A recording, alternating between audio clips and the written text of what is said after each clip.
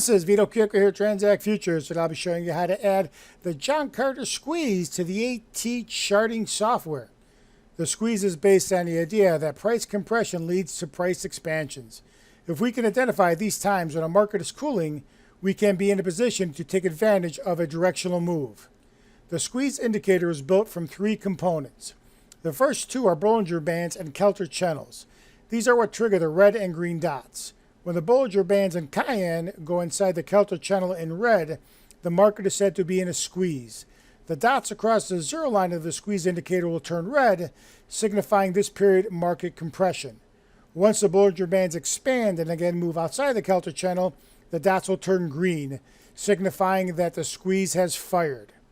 The final component of the squeeze indicator is a momentum indicator. Once the Bollinger Bands move outside the Kelter channel, a squeeze has fired.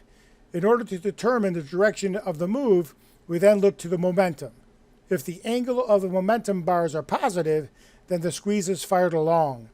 Inversely, a short squeeze would be signified by negative momentum. The red and green dots along the zero line indicate if there is a squeeze. A red dot means there is a squeeze condition in effect. A green dot means that we are not currently in a squeeze. The first green dot after one or more red dots is where the squeeze is said to have fired. The red and blue histogram indicates momentum. If above zero momentum is increasing, the histogram will be a light blue. If above zero momentum is decreasing, it will be a dark blue. Inversely, the histogram will paint light or dark red, portray increasing or decreasing momentum below the zero line. You can see here on my screen, I have my basic ES December 2019 30-minute chart loaded. What I'm going to do now is show you how to add the actual study. We're going to come up here to the upper right-hand corner of the charting software. We're going to click on the word Studies. Bring up the Studies window. We'll scroll through the list and look for John Carter here. You can see here John Carter squeeze. We'll go ahead and click on this. And you can see now we've added the John Carter squeeze here to the bottom of our screen. If you're looking to have the actual squeeze put on top, come over to the left. You can see the arrow here. Click on the arrow. Throws the study to the top. And inversely, if you want to bring it back to the bottom, click on the arrow here again and brings it down.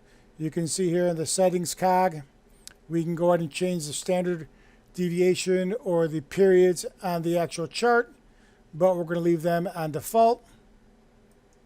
If you're looking to get more retail space or increase the size of the actual study, you want to come down here on the line here. You can see that your mouse changes to a double-sided arrow, and you can go ahead and pull it up or down. This has been Vito TransAct Futures showing you how to add a John Carter squeeze. Make sure that you do subscribe to this YouTube channel for future updates. Until next time.